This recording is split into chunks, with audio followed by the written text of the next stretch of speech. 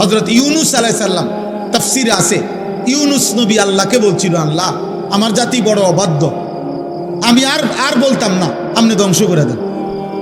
তখন তাফসীর আছে ইউনুস আলাইহিস সালামকে আল্লাহ বলছিলেন, ওই যে এখানে একটা লোক মাটি দিয়া মাটির পাত্র বানাইছে অনেকগুলো, তুমি একটু তার কাছে যাও তো। কুমার আর কি, কুমার। ইউনুস আলাইহিস সালাম ওই লোকটার কাছে গেছেন। তা আল্লাহ বলছেন, ইউনুস ওই বেটারে শুধু একটা কথা বলো, যে সে যে এই মাটি দিয়ে মাটির পাতিল বানাইছে, এরকম তার হাতের বানানো একটি মাটির পাতিল ভেঙে ফেলতে বলো, তারে ভাঙ্গে লাইতে। ইউনুস আলাইহিস সালাম বলছে, হে ভাই, আপনি আপনার বানানো এই মাটির পাতিল থেকে একটি পাতিল ভেঙে ফেলেন। তখন ওই কুমার সে বলছে, এই মিয়া, আমার নিজের হাতের বানানো মাটির পাতিল আমি ভাঙবো কেন? বোকা নাকি আমি? কেন ভাঙবো? এত যত্ন করে আমি বানাইছি।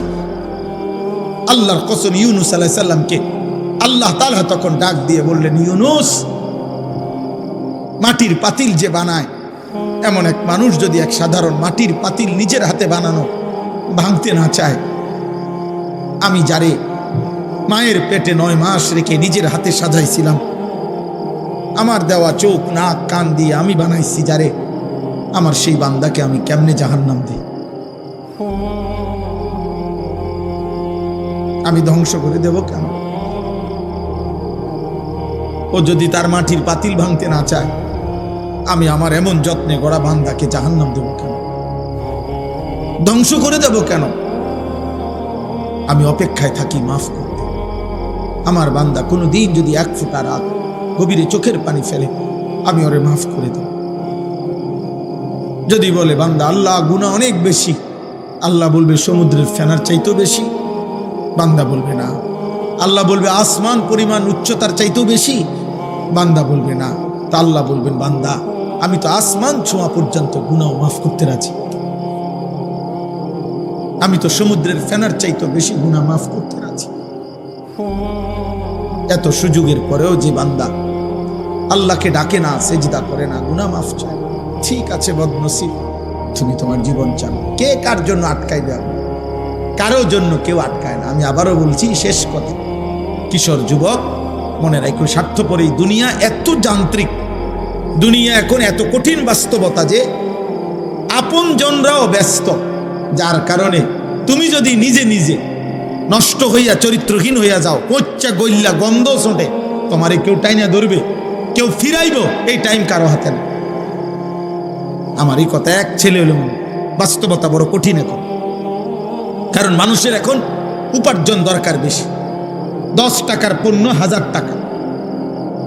মানুষ, আমরা আগে পুরা বাড়ি, মনে করেন আমাকে মুরব্বীরাও বলবেন, আমরাও তো ছোটবেলায় দেখছি, পুরা বাড়ি বাপ চাচা জেডা প্রত্যেকের ঘরের মানুষ যদি মিলে 30 জনও হয়, 40 জনও হয়, তো পুকুরের কোনা বাথরুম নাকি ওইখানে তো পুরা বাড়িওয়ালারা গেছে না?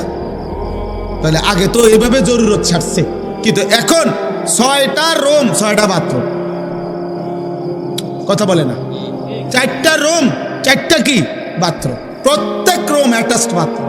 তাহলে এই ব্যক্তির খরচ বাইরে গেল কি? খরচ বেড়ে গেল না? তার বিল্ডিংটার খরচ বাইরে গেল না? এখন সব কিছুতে মানুষের এখন সম্পদ দরকার বেশি, টাকা, উপভোগ। মুশরিকরা এই পাশ্চাত্য এত বেশি চাকচিক্য করে দুনিয়া আমাদের সামনে দিচ্ছে, প্রতিনিয়ত প্রযুক্তি, গতি, আরো রং ঢং, যার কারণে মানুষ বেহাল, আরো টাকা দরকার। তাহলে এখন কে কার সময় নিবে? এই জন্য বাবা আজকে 15 দিন না, আজকে 1 বছরও বাপে জানে না তার ছেলে যে 1 ওয়াক্ত নামাজ পড়ে। এবারও সময় নেই।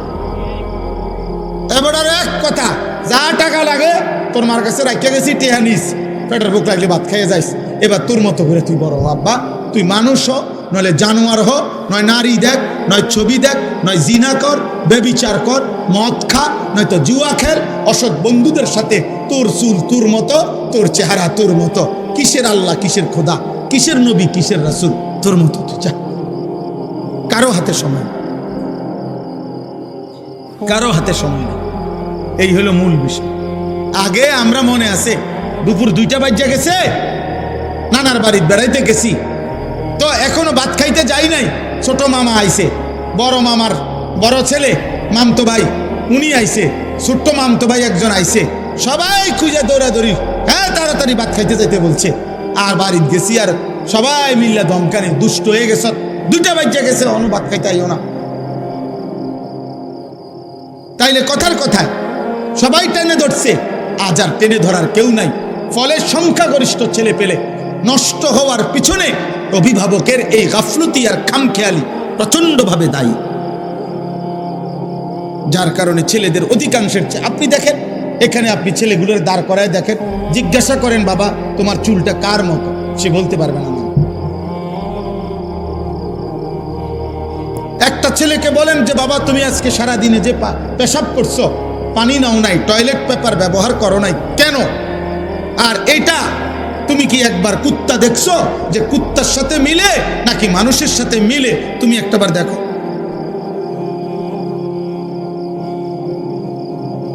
তুমি কি কোনো জানোয়ার দেখো নাই কোনোদিন যে জানোয়ার পেশাব করার পরে কি করে?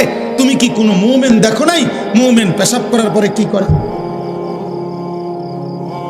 আল্লাহ আমাদেরকে বুঝ দান করেন, আল্লাহ আমাদেরকে কবুল করেন। আজকের এই মুবারক মাহফিল আল্লাহ তাআলা ভরপুর বরকত দান করেন। আমার জিন্দিগির একটা ফিকির ছিল, আমার জীবনের একটা স্বপ্ন, এই শেষ কথা আমার দোয়া করছি আপনাদের কাছে।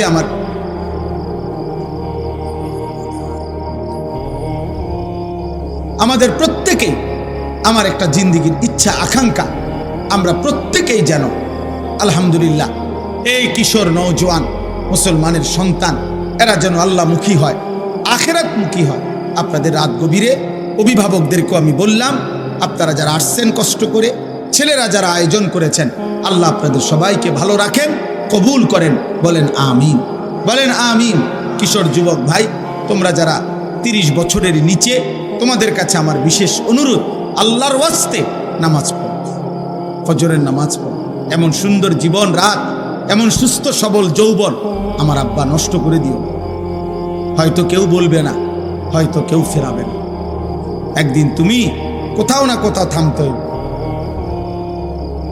একদিন তোমাকে স্টপেজ দিতেই হবে। বাস যত দ্রুত গতিতেই চলে তার একটা অবশ্যই স্টপেজ আছে, বিমান যত দ্রুত গতিতেই চলুক তার একটা গন্তব্য আছে, একখানে না একখানে থামতে হবে। হয় ফুয়েল শেষ হয়ে যাবে, আর নয়তো খল কবজা দুর্বল হয়ে যাবে। থামতেই হবে বাপ, আজ না হোক কাল। সেই থামার পরে 40 বছর পরে, 60 বছর পরে, কিংবা কবরে যদি পিছন দিকে তাকায় দেখি নেকি বলতে কিছু নাই, গুনার কোনো শেষ নাই, কি হবে তখন? আখির কি হবে তখন? কবর। এজন্য চলো নিয়ত করি, আমরা ইনশাআল্লাহ নামাজ পড়ব। আল্লাহ সবাইকে তৌফিক দান। কোরআনুল কারীমের মধ্যে আছে, আল্লাহ তাআলা বলছেন, ওমা আকসারুন নাসি ওয়ালাউ হারাসতা বিমুমিনিন। সূরা ইউসুফের মধ্যে আছে, নবী সাল্লাল্লাহু আলাইহি সাল্লামকে আল্লাহ বলছেন, আপনি যতই চেষ্টা করেন, যতই আবদার করেন, আপনি যত আকাঙ্ক্ষাই করেন, অধিকাংশ লোক ইমানদার হবে। আল্লাহ বলছেন অধিকাংশ লোক ইমানদার হবে না। আল্লাহর ফয়সালা এটা। ইবলিস শয়তান আল্লাহর কাছ থেকে যখন বিতাড়িত হয়েছে, তখন যাওয়ার সময় বলছে, আল্লাহ আমি আপনাকে বলে গেলাম, আপনি আমাকে বিতাড়িত করে দিলেন, তবে আমি আপনার প্রতিটা বান্দার সামনে পিছনে ডানে বামে 4 দিক থেকেই গুনাহের আপনার নাফরমানির কুমন্ত্রণা দেব। আর তখন কি হবে? ওয়ালা তাজিদু আকসারাহুম শাকিরিন। আপনি মনে রাখেন, আপনার অধিকাংশ বান্দাকেই আপনার প্রতি কৃতজ্ঞ পাবেন। ইবলিস বলে আসছে, আল্লাহ তাআলা বলছে, ঠিক আছে যা, তুই যা নাফরমান, শুধু এতটুকু বলবি দুনিয়ায় গিয়ে যে তুমি শয়তান এবং তোমার অনুসারী প্রত্যেককে দিয়েই আমি জাহান্নাম পূর্ণ করব, জাহান্নাম পূর্ণ করব, অসুবিধা নেই, দুনিয়া খাইতে দেব। এই জন্য দোস্ত, ইমান, সেজদা, নামাজ, আল্লাহর ইবাদত, বন্দিগি, এটা একটা ভিন্ন জিনিস। আর এই দুনিয়া এটা একটা ফালতু জিনিস। অর্থ, বিত্ত, মাল, দৌলত, ক্ষমতা, প্রভাব, প্রতিপত্তি, টাকা পয়সা, দুনিয়া ভোগ করা, এতটুকু একদম মামুলি বিষয়, একদম তুচ্ছ বিষয়, যার কারণে আল্লাহ তাআলা ইমানদার, কাফের, বেঈমান, সেজদাওয়ালা, সেজদা ছাড়া, অনুগত, অবাধ্য মানুষ, কাফের, বেঈমান, এমনকি জন্তু, জানোয়ার, কুকুর, বিড়াল, হাইওয়ান, চতুষ্পদ জন্তু সবাইকে আল্লাহ দুনিয়া ভোগ করতে দেয়। খাল্লি বাল্লি এগুলা কোনো বিষয় না, যে যা দুনিয়া ভোগ করে। আল্লাহ বাদশার অনেক কিছু এমনও বেহুদা পড়ে থাকে। আল্লাহ তাআলা বলছে দুনিয়া আমার কাছে কিছুই না, কিছুই না। এই জন্য কেউ যদি কল্পনা করেন, দেখবেন যে দুনিয়া মাটির উপরে আমরা খাই, আপনি ওই আরেক দিকে তাকাইলে দেখবেন এই মাটির উপরে কুকুরও খায়। বিয়া বাড়িতে যেখানে প্যান্ডেলে বইয়া মানুষে ভাত খায়, দেখবেন ওই আরেক পাশে প্যান্ডেলের বাইরে কুকুরও তার খাবারই খায়। হাড্ডি তারই খাবার, যার খাবার যেটা সে ওইটাই খায়। অতএব দুনিয়া খুব পাইলাম, এটা আহামরি কিছু। দুনিয়া আল্লাহ তাআলা একদম তুচ্ছ করে দেখাইছেন, আখিরাত মহান করে দেখাইছেন। যিনি সৃষ্টি করেছেন তিনি এমনটা করেছেন, আপনার আমার কিছু করার না। কোম্পানি বলছে এটা 2 নম্বর, কোম্পানি বলছে ওইটা 1 নম্বর, কোম্পানি বলছে এটা ধোঁকা, কোম্পানি বলছে ওইটা আসল। তো আপনি কি করবেন? দুনিয়া আখিরাত উভয়ের সৃষ্টিকর্তা আল্লাহ। তো যিনি সৃষ্টিকর্তা তিনি বলছেন দুনিয়া ফালতু। আমাল হায়াতুদ দুনিয়া ইল্লা লাইবুন ওয়া লাহবুন। আল্লাহ বলছে দুনিয়ার জীবন আর কিছুই নয়, শুধুই খেলাধুলা এবং তামাশা। আল্লাহ কোরআনে বলছে ওমা হাদিহিল হায়াতুদ দুনিয়া ইল্লা লাহবুন ওয়া লাইব। দুনিয়ার জীবন আর কিছুই নয়, শুধুই তামাশা, শুধুই খেলাধুলা। আল্লাহ তাআলা কোরআনুল কারীমে বলছেন ওমাল হায়াতুদ দুনিয়া ইল্লা মাতাউল গুরুর। দুনিয়ার জীবন শুধুই ধোঁকা। আল্লাহ বলছেন, এই কথাটা বারবার বলছে, দুনিয়ার জীবন শুধুই ধোঁকা, ধোঁকা, গুরুর, গুরুর, ধোঁকা। এখানের হাসিটাও ধোঁকা, এখানের কান্নাটাও ধোঁকা। যে এখন হাসে ও বাচ্চার মতো, দেখেন একটু পরে কাঁদবে। যে বাচ্চা কাঁদে একটু পরেই একটা চিপস দিলে ও আবার হাসবে। এই জন্য দোস্ত, দুনিয়া ধোঁকা। এখানে আলোর পিছনে অন্ধকার আছে, এখানে রোদের পিছনে বৃষ্টি আছে। বারবার এই কথা কোরআন কারীমের মধ্যে আছে। মানে আমার কথা হলো এই কথাটা বুঝানো যে আল্লাহ দুনিয়াকে তুচ্ছ করে দেখাইছে, আখিরাতকে মহান করে দেখাইছে। আল্লাহ তাআলা বলেন ওয়ালা দারুল আখিরাতু খায়রুল লিল্লাযিনা ইয়াত্তাকুন। আখিরাতের ঘর জান্নাতি হচ্ছে মুত্তাকিদের জন্য উত্তম। ওয়া ইন্নাদ দারাল আখিরাতা লাহিয়াল হায়াওয়ান। আল্লাহ বলছে আখিরাতের ঘর জান্নাতি হচ্ছে জীবন, বেঁচে থাকার সার্থকতা। আল্লাহ তাআলা বলছে দুনিয়া, আল্লাহ তাআলা বলছে গুরুর, ধোঁকা। যুয়্যিনা লিন-নাসি হুব্বুশ শাহওয়াত মিনান নিসা ওয়াল বানিন ওয়াল কানাতিরিল মুকান্তারাতি মিনাদ যাহাবি ওয়াল ফিদ্দা ওয়াল খাইলিল মুসাওয়ামাতি ওয়াল আনআমি ওয়াল হারস। আল্লাহ তাআলা বলেন, বান্দা তোমার জীবনে সৌন্দর্যের যত আয়োজন এ আমার দেওয়া। নারীর সৌন্দর্য, স্ত্রীর আমার দেওয়া, ছেলে মেয়েদের সৌন্দর্য আমার দেওয়া, অর্থ উপার্জনের নেশা আমি আল্লাহর দেওয়া, আমি আল্লাহর দেওয়া। চারিদিকের এই যানবাহনের সৌন্দর্য আমি আল্লাহর দেওয়া, চতুষ্পদ জন্তু জানোয়ার আমি আল্লাহর দেওয়া, সমস্ত ফল ফসল ক্ষেত উৎপাদন আমি আল্লাহর দেওয়া। যালিকা মাতাউল হায়াতিদ দুনিয়া। এগুলো শুধুই কেবল দুনিয়ার জন্য উপকরণ। আল্লাহু ইনদাহু হুসনুল মাআব। আর আমি আল্লাহর কাছেই হচ্ছে আখিরাতে উত্তম প্রত্যাবর্তন। সাফ সাফ কোরআনের আয়াত। আপনি না বুঝলে কারোই কিছু করার নেই। আপনার কাছে টেলিভিশনের খবরের বিশ্বস্ততা আছে, আপনার কাছে সংবাদ পাঠিকা কোন নারী সংবাদে চ্যানেলে খবর বললে সেটার মধ্যে আপনার কাছে নির্ভরতা আছে, হতেই পারে আমার কাছে আমার মালিকের কথার বিশ্বাসযোগ্যতা আছে। রাসূলুল্লাহ সাল্লাল্লাহু আলাইহি ওয়াসাল্লাম বলছেন, আল্লাহর কাছে দুনিয়া মাছির ডানা পরিমাণ মূল্য নেই। নবী সাল্লাল্লাহু আলাইহি ওয়াসাল্লাম বলছেন, আল্লাহর কাছে দুনিয়া কান কাটা মরা ছাগলের সমান মূল্য নেই। হাদিস, বিশুদ্ধ হাদিস। নবী সাল্লাল্লাহু আলাইহি সাল্লাম বলছে আল্লাহর কাছে দুনিয়া মালউনা, অভিশপ্ত। ওয়া মালউনুন মা ফিহা, সব অভিশপ্ত। আল্লাহ বলছে দুনিয়া, নবীজি বলছেন দুনিয়াতে সম্মানিত কেবল 4টি জিনিস।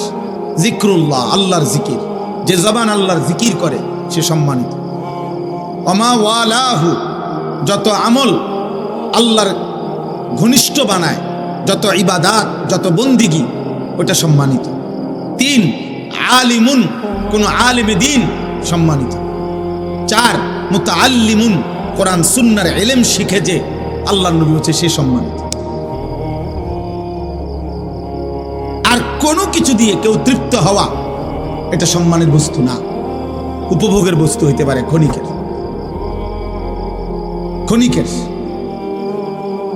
বাকিটা ক্ষণিকের। জাহারাতাল হায়াতিদ দুনিয়া, কোরআনুল কারীমের মধ্যে আছে। আল্লাহ তাআলা নবীজিকে বলছেন ওয়ালা তামুদ্দান্না আইনাইকা ইলা মা মাত্তা'না বিহি আজওয়াজাম মিনহুম। আল্লাহ বলছে বন্ধু, চারিদিকে আমি দুনিয়ার যা কিছু দিয়েছি, কোনো কিছু দেখে আপনি চোখ বড় করে তাকাবেন না। বাপরে, কিতারে এটা বিল্ডিং! আরে সুবহানাল্লাহ, কারিনি কতইব দাম চাই আন্দাজ কর? 80 লাখ না বেটা, 1 কোটি। চোখ বড় করে এমন ভাবে তাকাইতেছে করে, বিরাট কিছু। 80 লাখ টাকা দামের গাড়ি, 80 লাখ টাকার দামের গাড়ি দিয়ে ইউরোপে ছাগল টানে,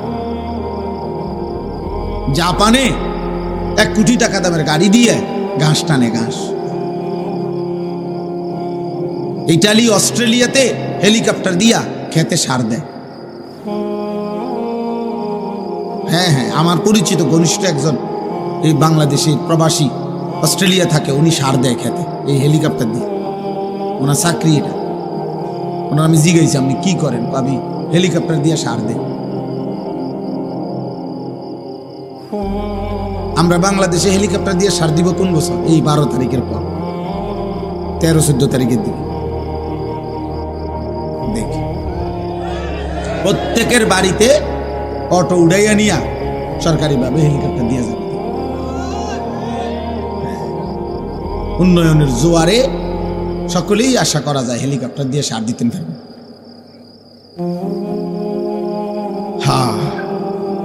জীবনের নিরাপত্তা, জান মালের নিরাপত্তা, ইজ্জতের নিরাপত্তা, সুখে থাকার নিরাপত্তা, বেঁচে থাকার সার্থকতা মহান আল্লাহ তাআলার সাথে সম্পর্ক ছাড়া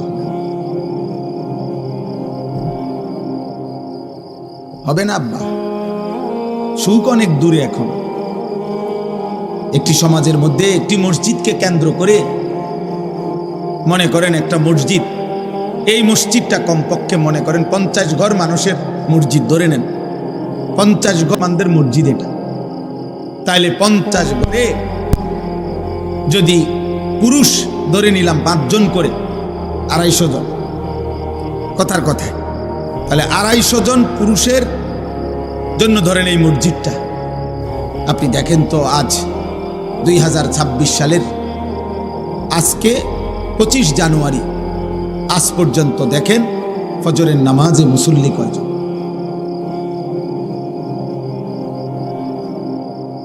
বুঝেন নাই আমার কথাটা? সুখ আসবে কোত্থেকে? সুখ আসবে কোত্থেকে? সীমাবদ্ধ উপার্জন যার হাতে, সে সুখ দিবে কোত্থেকে?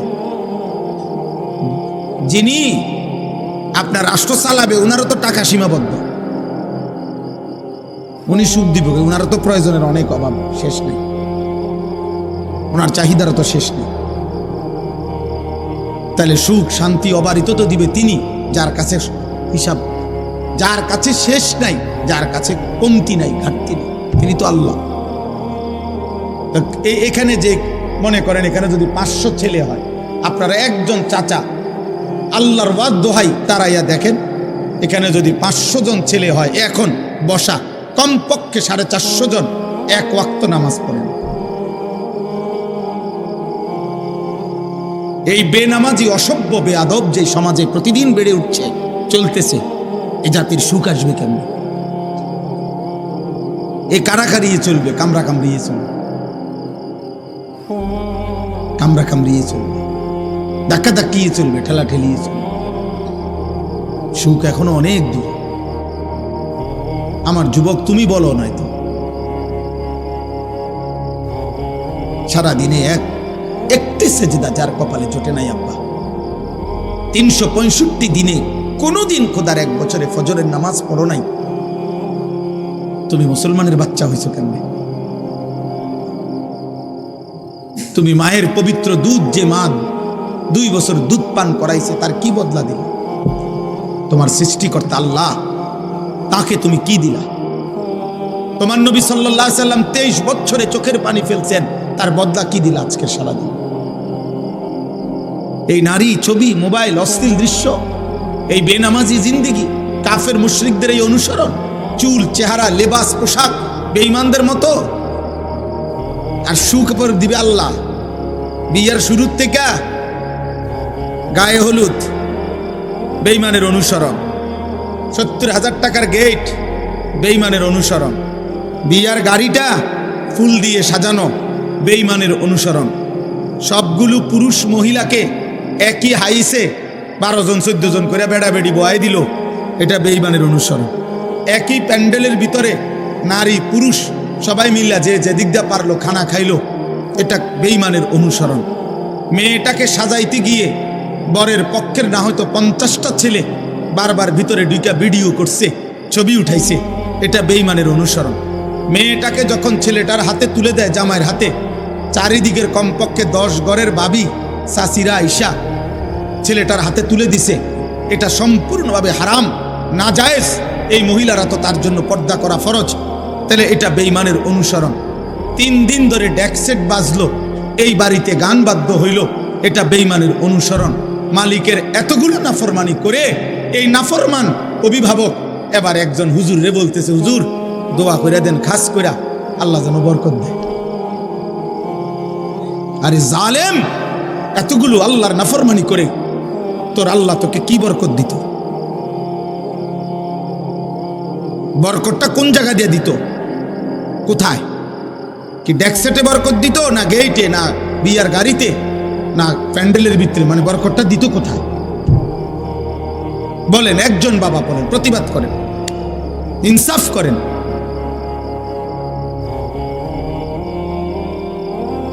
ইনসাফ করেন, ইনসাফ করেন। নওজওয়ান তোমরা মনে রাখো বাপ, আল্লাহ তোমরা হায়াত দিলে তোমরা আরো বাঁচবা।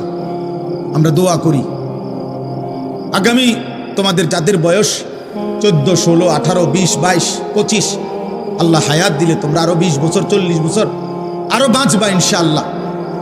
তোমরা যে পরিমাণ গুনার নাফরমানি দিয়ে নিজেদের জীবন সাজাচ্ছ, তোমরা আগামী দিনে সুখ খুঁজেও পাইবা। বন্ধু আমার, আমি রাজনীতির মানুষ না, আমার কোনো মার্কা নাই, আমি কোনো মার্কা বুঝিও না।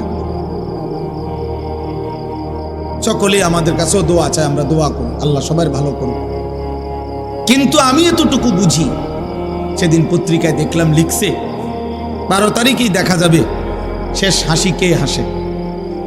আমি বলছি না, কসম, হাসরের ময়দানে দেখা যাবে শেষ হাসিটা কে হাসে। 12 তারিখ শেষ হাসি না, 13 তারিখও মানুষ আসবে। বুঝেন নাই আপনি কথাটা? 12 তারিখ কোনো ইসরাফিল ফু দিত না। 12 তারিখ ইসরাফিল ফু দিবে? কথা বলে না কেন? অতএব হাসরের ময়দানে ফয়সালা হবে, খোদার কসম শেষ হাসিটা কে হাসে। কোরআনুল কারীমের মধ্যে আল্লাহ তাআলা স্পষ্ট বলছেন, কোরআনুল কারীমের স্পষ্ট আয়াত আমি শুনাই ভাইয়া। এই যে দেখেন, ফালিয়াউমাল্লাযীনা আমানু মিনাল কুফফারি ইয়াদহাকুন। আল্লাহ তাআলা বলেন, কিয়ামতের দিন, হাসরের দিন, সমস্ত ঈমানদার আল্লাহর অনুগত বান্দা, সমস্ত কাফের, বেঈমান, নাফরমান, পাপীদের দিকে তাকিয়ে ইয়াদহাকুন, হাসবে, হাসবে, হাসবে। এই শেষ হাসি, এটা মুমিনের হাসি, ঈমানদারের হাসি, সেজদাওয়ালার হাসি। আল্লাহর একটা একটা হুকুম মানছে যে, নাফরমানির একটা একটা জীবন থেকে বেঁচেছে যে, এটাই কথা মনে রাখবে। বলে আকিবাতুল লিল মুত্তাকিন, আল্লাহ বলছে উত্তম পরিণাম, উত্তম পরিণতি, খোদা খোদার কসম আল্লাহ বলছে যারা মুত্তাকি, আল্লাহ ভীরু, গুনাহ থেকে বাঁচে, আল্লাহর গোলামি করে, তাদের জন্য। এটা মালিকের ফয়সালা, এটা মালিকের ফয়সালা, আল্লাহর সিদ্ধান্ত। আল্লাহ তাআলা বলে, বান্দা তোমরা জমিন ঘুরে ঘুরে দেখো, তোমরা খবর নাও, ইতিহাসের পাতা উল্টায় দেখো, পৃথিবী ঘুরে ঘুরে দেখো। ফাংজুরু, তোমরা দেখো, কাইফা কানা আকিবাতুল মুকাদ্দিবিন, যুগে যুগে মিথ্যাবাদীদের পরিণতি কি হয়েছে। ফাংজুরু কাইফা কানা আকিবাতুল মুফসিদিন, তোমরা দেখো এই জমিনে যারা বিশৃঙ্খলা, ফিতনা, ফাসাদ করেছে, মানুষের জান মাল ইজ্জত আবরু লুণ্ঠন করেছে, আল্লাহর জমিনে যারা জুলুমের ত্রাস সৃষ্টি করেছে, আল্লাহ বলে দেখো তাদের পরিণতি কি হয়েছে। ফাংজুরু কাইফা কানা আকিবাতুল মুনজারিন, আল্লাহ বলেন আমি নবী পাঠিয়ে, রাসূল পাঠিয়ে, আমার কিতাব পাঠিয়ে যাদেরকে আমি আল্লাহ ভয় দেখাইছিলাম জাহান্নামের, অথচ শুনে নাই তাদের পরিণতি কি হয়েছে, তোমরা খবর নাও। ইতিহাসের পাতা উল্টাও, পৃথিবীর মধ্যে খবর নাও। এভাবে অনেক আয়াত আছে কোরআনে, তোমরা খবর নাও বান্দা ফেরাউনের কি হয়েছিল, তোমরা খবর নাও যুবক নমরুদের কি হয়েছিল, কারুনের কি হয়েছিল, সাদ্দাদের পরিণতি কি হয়েছে, তোমরা বলো, খবর নাও। নূহ আলাইহিস সালামের জাতিকে আল্লাহ পানিতে ডুবাই দিছে কেন, তোমরা খবর নাও। লূত আলাইহিস সালামের জাতিকে আল্লাহ জিন্দা মাটি উল্টায়া দাফন করে দিলেন কেন, তোমরা খবর নাও। হযরত সালেহ এবং শুআইব আলাইহিস সালামের জাতিকে ফেরেশতা বিকট চিৎকার দিয়ে ধ্বংস করে দিলেন কেন, তোমরা খবর নাও। ইবলিস আল্লাহর কাছ থেকে বিতাড়িত হলো কেন। হায় যুবক, এটাই বারবার খবর আসবে। প্রতিটা মিথ্যা, প্রতিটা জুলুম, প্রতিটা অন্যায়, প্রতিটা চুরি, প্রতিটা ডাকাতি, প্রতিটা জিনা, প্রতিটা ব্যভিচার, প্রতিটা মদ, প্রতিটা জুয়া, প্রতিটা অসভ্যতা, উলঙ্গতা, বেহায়াপনা, অশ্লীলতা, বেপরদিগি, বেহায়াপনা, কুফর, শিরিক, সমস্ত নাফরমানির বদলায় যুগে যুগে ব্যক্তি, সমাজ, জাতিকে আল্লাহ তাআলা বারবার বারবার ধ্বংস করে দিচ্ছে। কেউ টিকে নাই, নাফরমান তুমিও টিকবা না। যে যুবক 24 ঘন্টা নারী দেখো, মোবাইলে অস্থির ছবি দেখো, আজ না হোক কাল নওজোয়ান তুমি লাঞ্ছিত হবাই। এই পৃথিবী তোমারে ঘৃণাই করবে, সুযোগ পাইলে তোমার কপালে থুতু মারবে, থুতুই মারবে। দুনিয়া ভোগ করো, অসুবিধা নাই আব্বা, নারী দেখো, ছবি দেখো, বেনামাজি রং তামাশার জিন্দিগি পালন করো আব্বা, তবে এটাই মনে রাখো, এটাই মনে রাখো, পৃথিবী তোমারে ঘৃণাই করবে। কোনো নাফরমান পৃথিবীতে সম্মানিত হয় না, শ্রদ্ধার সাথে স্মরণ হয় না, হয় না রে আব্বা। দুনিয়া ভোগ করতে পারে কিন্তু শ্রদ্ধার সাথে স্মরণ হয় না। ফেরাউন দুনিয়া ভোগ করছে, ফেরাউন বাদশা ছিল। 40 বছর আমরা তাফসিরে পড়ছি, 40 বছরে একটানা ফেরাউনের কোনো সর্দি, কাশি, মাথা ব্যথা, জ্বর, ঠান্ডা, এক সুতা কোনো ব্যারাম হয় নাই। 40 বছর একটা কাশি দেয় নাই কোনোদিন ফেরাউন। 40 বছর দুনিয়ায় এমন ভোগ করছে যে দুনিয়াতে এক বিন্দু রোগ বালাই ছিল না। কিন্তু আজকে 1000 বছর পরে এই বেঈমান দুনিয়া তো ভোগ করছিল ফেরাউন, কিন্তু পৃথিবীর মানুষ কোনো কুত্তার নামও রাখে না। ফেরাউন এই নাম কোনো কুত্তার নামও না। নমরুদ এটা কোনো কুত্তার নামও কেউ রাখে না। আবু জেহেল, আবু লাহাবের নাম পৃথিবীর মানুষ কোনো জানোয়ারের নামও রাখে না। অথচ মানুষ ইউরোপে কুকুরের নাম রাখে, পোষা কুকুরের কি রাখে, নাম রাখে। তো তাহলে আমরা না মুসলমান, ফেরাউন নমরুদরে আমরা পছন্দ করি না, তোদের সমস্যা কি, তোরা নাম রাখ। বুঝেন নাই কথাটা? ওরা রাখে না কেন? কিন্তু 1450 বছর আগের এক কালো গোলাম, এক কৃতদাস, কালো নিগ্রু আল্লাহকে রাজি করে গেছে, নবী সাল্লাল্লাহু আলাইহি সাল্লামকে সন্তুষ্ট করেছে।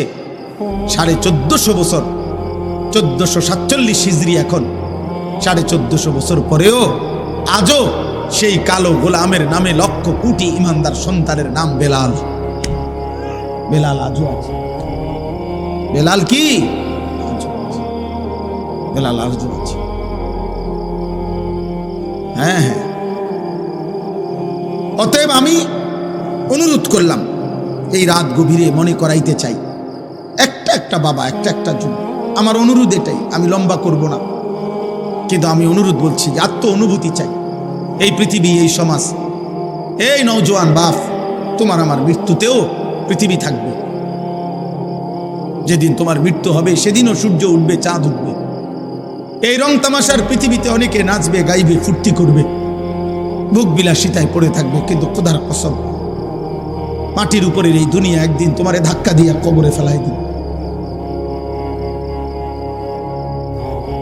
সেদিন আর কাউরে পাশে পাই থাকবে, সেদিন আর কাউকে পাশে পাবা না, আর কাউকে, আর কাউকে।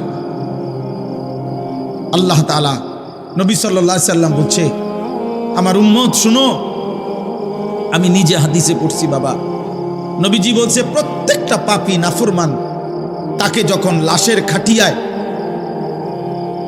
লাশের খাটের মধ্যেও চড়ানো হয়, তখন কান্দে নিলে, কবরস্থানের দিকে রওনা দিলে, প্রত্যেকটা পাপী নাফরমান তওবা না করে যার মৃত্যু হয়েছে, কবিরা গুনার মধ্যে লিপ্ত ছিল, পাপে, কুফরে, শিরিকে, নাফরমানিতে, মদে, জুয়ায়, চুরি, ডাকাতিতে, হারাম উপার্জনে, বেহায়া, বেপরদিগী নারী, আল্লাহ রাসূল সাল্লাল্লাহু আলাইহি সাল্লাম বলে যখন কবরস্থানের দিকে তাকে রওনা দেয়, সে এমন বিকট চিৎকার করে, চিল্লায়, আর বলে, ইয়া ওয়াইলাহা ইলা আইনা তুকাদ্দিমুন, এই আমার স্বজনরা, আফসোস, তোমরা আমারে কই নিয়ে যাচ্ছ, কেন নিয়ে যাচ্ছ? আল্লাহর নবী সাল্লাল্লাহু আলাইহি সাল্লাম বলেন, হে আমার উম্মত, আল্লাহর সমস্ত সৃষ্টি একমাত্র ইল্লাস সাকালাইন, মানুষ এবং জিন ব্যতীত আল্লাহর বাকি সৃষ্টি এই বেঈমান, এই নাফরমান পাপীর চিৎকার শুনতে পায়। আল্লাহর নবী বলেন, যদি কোনো মানুষ, পৃথিবীর সমস্ত মানুষ যদি একসাথে এক মাঠে দাঁড়ানো অবস্থায় ওই নাফরমান শুধু কবরের দিকে যাওয়ার সময় যে চিৎকার দেয়, আল্লাহর কসম, নবী বলছে, যদি ওই চিৎকার শুধু পৃথিবীর সব মানুষ একবার শুনতো, তো সমস্ত মানুষ চিৎকার দিয়া বেহুশ হইয়া পড়ে থাকতো, আর এরপরে কোনোদিন কোনো মানুষ কারো লাশ কাঁধে নিত না।